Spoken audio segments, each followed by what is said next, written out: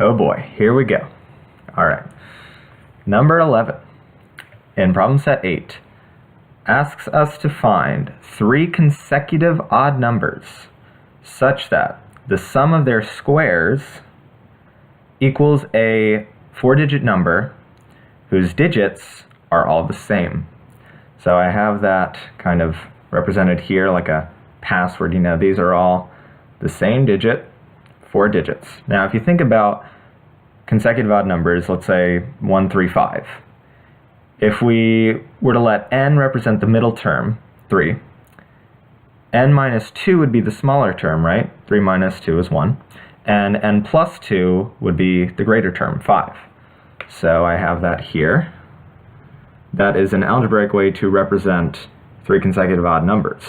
Now we want the sum of their squares to equal this 4-digit number with the digits the same. So sum of their squares, we're going to square all these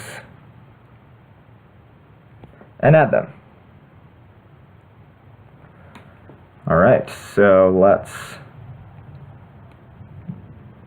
distribute those squares and see if we can cancel anything, simplify it a bit. So this is n minus 2 squared, n squared, minus 4n, plus 4, plus our middle term, n squared, plus n plus 2 squared, which is n squared plus 4n, plus 4. So our n terms would cancel, right? We have 3n squared terms, and we got a plus 4 and a plus 4, which is plus 8. And that equals our 4-digit, same-digit number. All right, so let's do some process of elimination with this. We know n has to be an odd number, right? All these are odd numbers. So let's try 1. N is 1. 1 squared is 1, times 3 is 3, plus 8 is 11. So that's an odd number. If it were 3, 3 squared is 9, times 2 is 6. 3 squared is 9, times 3 is 27, plus 8 is 35, another odd number. Any number you have for n is going to yield an odd number, so we know this has to be an odd number. So that rules out 2, 2, 2, 2, 4, 4, 4, 4, 6, 6, 6, 6, and 8, 8, 8, 8. So we know it's going to be an odd number digit, and 4 of those digits. Now, it also can't be a multiple of 3, because it doesn't matter n1 or n2, even or odd. 3n squared is always going to be a multiple of 3, right? Because we're multiplying by 3. But if we add 8, that'll never yield a multiple of 3, because 8's not a multiple of 3.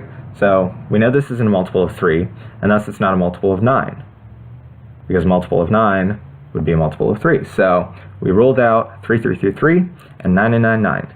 So that leaves us with 1, 1, 1, 1, 5, 5, 5, 5, and 7, 7, 7, 7. So let's try 1, 1, 1, 1 first.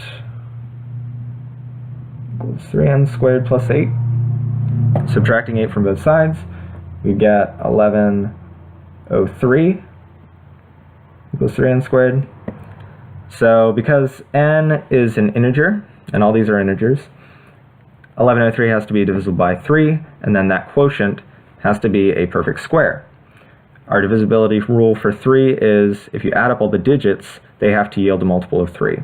So 1 plus 1 plus 0 plus 3 is 5, not divisible by 3, so we can already roll out 1, 1, 1, 1. Moving on to 5, 5, 5, 5. That's 8. Subtracting 8 from both sides, we get 5, 5, 4, 7 equals 3n squared. Can we divide that by 3? 5 plus 5 is 10. 4 plus 7 is 11. 10 plus 11, 21. We can. And what is that? That is 3 goes in once. Minus 3 would be 2. Carry the 5. 25. 8 for the 24. 1 carry down the 4 would be a 4 for 12. And then 2, 7. 27 is 9. 1849. Now that is not a square that I recognize. It's not anything up to 25 squared, which is what I know. So let's move on to 7777. If that doesn't give us a possibility, we know this is what we have to use. So let's try that. 3n squared plus 8. Subtracting it from both sides.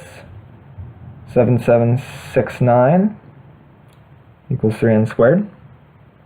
7 plus 7 is 14. 6 plus 9 is 15. So 29 is not divisible by 3, so we have to use this. We know this has to be a perfect square, because that's the only one left.